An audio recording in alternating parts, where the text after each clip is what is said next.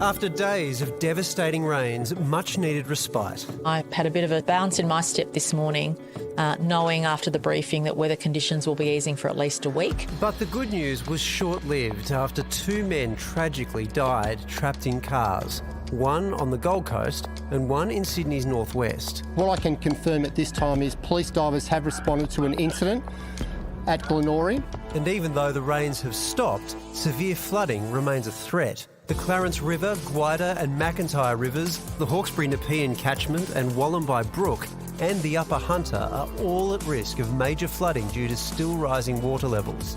Forecast severe winds set to compound already challenging conditions. With sodden earth, some vulnerable trees still remaining from the fires last year, we're expecting to see quite a few trees down that way. Overnight, 6,000 more people were evacuated, taking the total number of those affected to more than 40,000. Thousands and thousands of people are still on evacuation warnings, that the rivers will continue to swell, that catchments will continue to experience flows of water not seen in 50 years and in some places 100 years.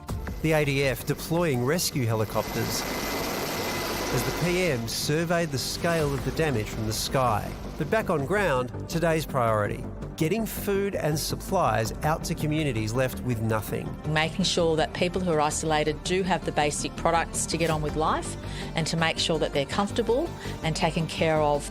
And with clear skies in southeast Queensland, the clean-up across 2 states begins. Oh, it's disheartening, you know, you see water all through your house and it's like, oh my God. As the rains move down the coast to Victoria and Tasmania, locals are left to count the cost of all they've lost. Even though the sun is shining, the water is still coming up, and that's what a lot of people don't realise, and it's rising as we're standing here.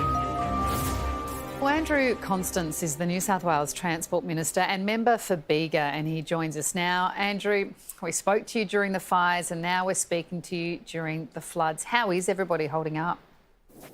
Well, I think, you know, country people's spirits can only last to a point, and you've got to wonder, you know, we've got people currently sitting on the edge of floodwaters looking at, you know, mountains of water and mud.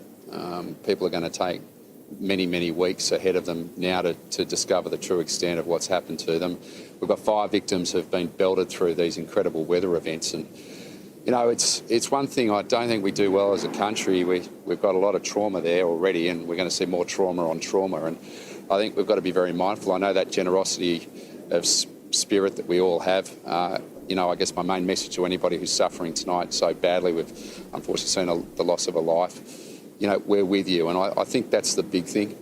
When you're in these circumstances, being unified in survival, unified in recovery, that's going to be the thing that gets us all through. And you know, I know there's going to be a hell of a big clean-up here, and it's going to take many, many months, but I think there's an incredible willingness to be alongside each Australian who's suffering. 100%, Andrew. Such a huge road ahead for the recovery. Can we speak for a moment just about the criticism levelled against consecutive New South Wales governments for allowing these homes to be built on floodplains? Should that be reviewed? Well, look, one thing I would say, anybody who is engaged in debates on the issues that don't matter right now are forgetting the incredible pain that people are going through. You know, I'd say that, having gone through the fires, I know there was a lot of people who wanted to debate land management and climate change during the fire events. Right now, we've got to make sure we get everyone through it. Absolutely, I think in terms of those debates, it wouldn't matter if it in relation to the management of floodwaters or the location of homes, have got to be had, but it's got to be had at the right time. Recognising that right now, thousands of people from the mid-north coast out in the central western country areas, western Sydney, they're in a lot of pain.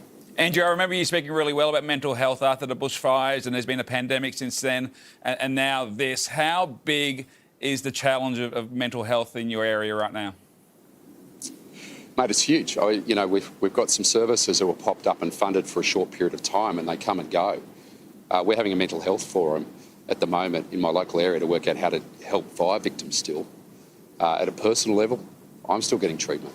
And I know that there are members of my community who aren't. I embraced a firefighter only a week ago who I knew was one of in the toughest spots in terms of the fires. Now with the flood victims, we've got to find a better way. I said very clearly back at the time, we've got to look after our littlies and our kids, but we've also got to be mindful of each other. And this isn't a case of just providing short-term funding to NGOs to provide mental health services. It's got to be a lifetime commitment for people who lose everything and go through some of the most incredible experiences when these events happen, and particularly with these flood victims. We've got to really dig deep for them because it's against the backdrop of so much other hurt and pain over the last couple of years. Andrew, thank you so much for joining us tonight. We know you must be exhausted and there is a huge task ahead, but we appreciate your time. Thank you. Good on you guys. And if you're watching and you want to make a donation, please head to this link, Give It. It's in partnership with the New South Wales and Queensland governments and will send money and goods to families in need. From expert opinions to in-depth analysis and reporting, the Project YouTube brings you the biggest stories from Australia and around the globe. Hit the subscribe button now for news delivered straight to your feed.